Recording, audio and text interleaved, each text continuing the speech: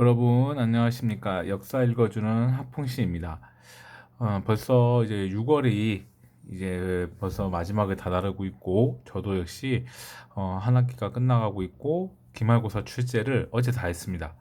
그래서 이제 다음 주면 학생들이 기말고사를 치고 또 나름대로 채점을 해야 될 것 같은데요. 학생들의 쓴 레포트는 아직 읽지는 못했지만 그래도 잘 쓴 학생이 있는 반면 또 아직은 갈 길이 먼 학생들도 있었습니다. 이번 시간에는 이제 여러분하고 그 이야기를 해볼까 해요. 방학이 이제 얼마 안 남았는데 학생들이 이제 자격증 공부를 많이 하게 되는데 특히 이제 공기업을 준비하는 학생들한테는 이제 한국사 능력 검증 시험을 많이 물어보는 학생들이 많은데요. 이제 이번 시간에는 한국사 능력 검증 시험은 지난번에 얘기를 했기 때문에 잠깐 생략을 하고 이번 시간에는 어떤 것을 공부하면 어떤 책을 읽는 게 좋은지 제가 추천하는 시간을 갖도록 하겠습니다. 먼저 그 전에 드디어 저희 유튜브 제 채널에 어, 광고가 들어왔습니다. 이거 한 헬스 클럽인데요. 어, 이제 다이어트는 지상 과제죠. 그 학생들도 아시겠지만 이 살 빼는 게 이제 상당히 쉽지가 않습니다. 제가 여기에서 PT를 3개월 받고 한 7kg 뺐는데요. 근데 이제 관장님이 시킨 대로 안 해서 다시 찌긴 했지만 어, 진짜 관장님이 되게 신경을 많이 써주세요. 이 관장님 시킨 대로 하면 살이 빠지고 그다음에 1대1 PT를 하면 30% 할인하고 뭐 이런 닭가슴살도 준다고 하니까 여기 경남대학교 앞에 있거든요. 그래서 학생들이 뭐 관심 있는 학생들은 가서 운동하는 것도 괜찮을 것 같아요. 관장님이 진짜 신경을 많이 써주시니까 학생들이 다이어트에 관심 있는 학생들은 한번 가시는 것도 괜찮을 것 같습니다. 다음 이제 본 내용으로 넘어가서 이번에 8월 10일에서 10일 날 요때 이제 한국사 능력 검증 시험이 이제 있어요. 그래서 학생들이 관심을 많이 가지실 것 같은데 개인적으로 이번 올해 치는 한국사 능력 검증 시험은 상당히 중요해요. 그 이유는 무엇이냐면은 바로 요것 때문이죠. 이제 한국사 능력 검증 시험이 바뀌어요. 그래서 지금 현행을 보면은 1급이 70, 그러니까 1급, 2급이 같은 시험지인데 60점이었고요. 이제 그 60점이 이제 바뀌게 되는 거죠. 이제 여기에서 이제 70점을 따면은 이제 과거에 1급이 나왔고 60점을 따면 2급이 나왔고 중국 같은 경우도 시험지도 이렇게 있어갖고 시험지를 3개를 선택해서 점수로 이렇게 급수가 나눠졌다면 이제는 심화와 기본으로 나누어져 가지고 이제 시험지를 택해서 면 거기에서 80, 70, 60 이렇게 40, 50, 60 이렇게 다시 편제를 바꿨어요. 개편을 한 게. 근데 이게 언제부터 시행이 되냐면은 2020년 5월부터 이제 시행이 돼요. 47회부터. 근데 우리가 지금 현재 학생들이 시험 보고 있는 거에 현재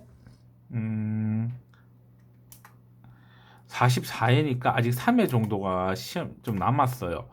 그러면 그렇게 계산을 할 경우에는 어떻게 되냐면은 어, 이번 여름에 치고 그러니까 내년부터 적용인 거예요. 내년부터 당장. 그러니까 이제 학생들 같은 이게 아마 그냥 제 생각인데 그동안 그 시험의 그 난이도라든가 그 유형이 너무 많이 유출이 됐어요. 그리고 이 패턴이 너무 똑같기 때문에 물론 이게 자격증 시험이기도 하지만 너무 분별력이 없어진 것도 또 사실이에요. 그래서 한 번쯤 좀 갈아엎어야 된다는 생각은 저도 가지고 있었는데 이제 그 시기가 된 것 같아요. 그래서 특히 이 사범대학교 다니는 임용 준비하는 학생들은 올해 반드시 이 시험을 치셔서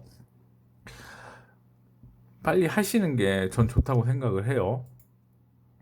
그러면 이제 책을 좀 소개를 해보면 학생들이 이제 한국사를 한 번도 접해보지 못한 학생들 같은 경우는 어떤 책을 하는 게 좋을까요? 이렇게 많은 학생들이 물어보는데 일단은 뭐 유튜브로 하는 제 입장에서는 제 책을 하세요라고 얘기하는 게 좋겠지만 일단 저는 아직 제 책은 시중에 안 나왔고 제본 책이기 때문에 일단은 학생들이 접하기가 어려워요. 제 수업을 듣지 않는 이상. 근데 이제 시중에 접할 수 있는 걸로 먼저 접근을 하면 일단은 한국사라는 게 무엇인지를 먼저 얘기를 해야 될 것 같아요. 그러니까 한국사 능력 검증 시험이 결코 쉬운 시험이 아니에요. 왜냐하면 그 짧은 기간에 많은 걸 공부해야 되기 때문에 이게 범위가 너무 넓어요. 그렇기 때문에 이게 뭐 그렇잖아요. 막 고려 넘어가고 조선 넘어가면 이제 막 포기하고 뭐 근대사 넘어가면 이제 나라 뺏겨서 슬퍼서 안 하고 일제 강점기 되면 뭐 일본군 위안부 나와서 슬퍼서 안 하고 그러다가 현대사 나와서 공부하고 이러면은 이제 합격이 안 돼요.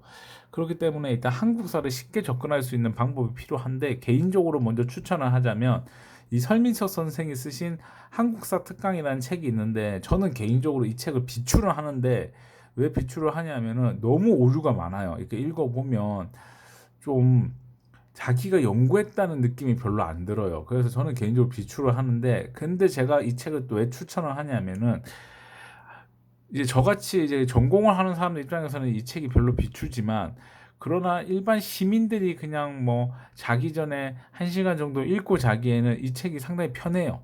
그렇기 때문에 학생들한테 일단 추천을 하고 그리고 학생들이 많이 물어보는 게 설민석하고 최태성 선생님 책을 많이 물어보는데 개인적으로 저는 그 책을 샀으면 다음에 또 사지 말라고 해요. 왜냐하면 진짜 표지만 바뀌고 차례만 바뀌어서 그냥 저는 한 번씩 그런 생각하는데 정말 사골 국물까지 없어지고 진짜 뼈까지 우려먹을 정도로 진짜 우려먹고 있거든요. 그러니까 이 책을 굳이 그러니까 한 권을 샀으면 다른 걸 사지 마시고 그냥 여기에서 끝내세요.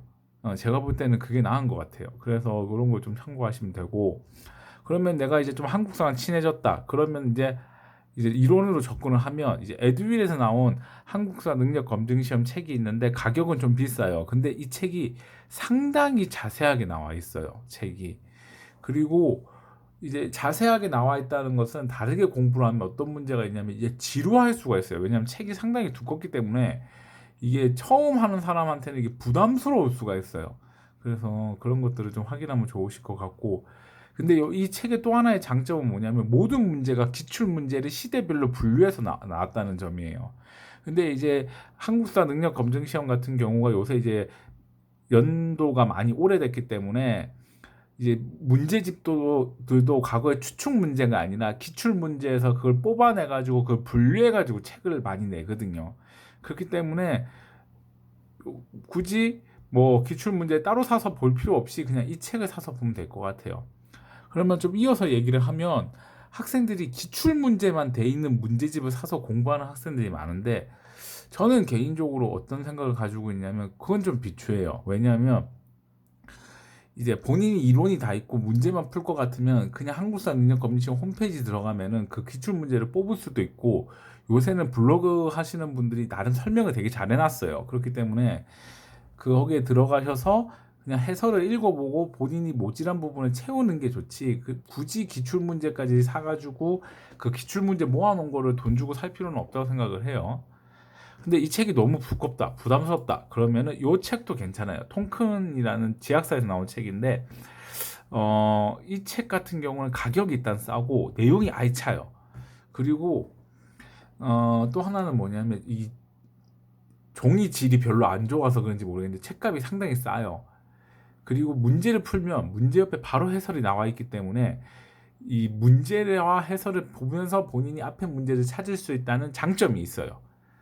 그리고 다음 책이 바로 요것인데 단기 폭발 요 책도 상당히 구성이 잘 돼 있어요. 근데 이 책은 앞에 책들과 다르게 어떤 게 있냐면 앞에 책은 이론이 안 돼 있는 사람들이 보기엔 좋은 책인데 이 책은 이론이 다 되어 있는 사람만 봐야 돼요.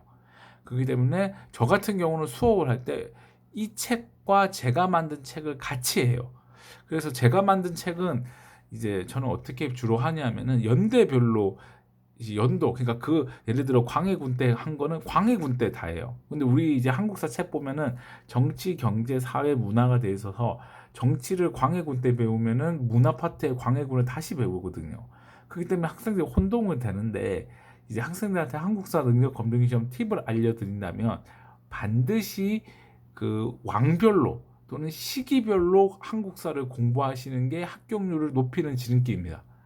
다시 말씀드리면 절대로 정치, 경제, 사회, 문화를 따로 보지 마시고 이미 정치는 머릿속에 들어있는 상태에서 문화와 경제와 사회 파트를 넣을 수 있는 능력을 키우시는 게 합격률을 더 올리는 방법이라는 것을 미리 알려드립니다. 이번 8월 10일 날 한국사 능력 검증 시험이 있습니다. 그래서 제가 누차 학생들한테도 많이 얘기를 하지만 절대로 만만한 시험이 아니기 때문에 이거를 하면서 다른 거와 같이 병행하겠다라는 생각을 가지고 있는 학생들 같은 경우는 좀 그 생각을 잠시 접으시고 요거 시험만 집중할 수 있도록 학생들이 하시는 게 좋을 것 같아요. 오늘은 한국사 능력 검증 시험 교재는 무엇이 좋을까라고 한번 얘기를 해보았어요. 다음 시간에는 좀 더 다른 컨텐츠로 여러분을 찾아가도록 하겠습니다. 감사합니다.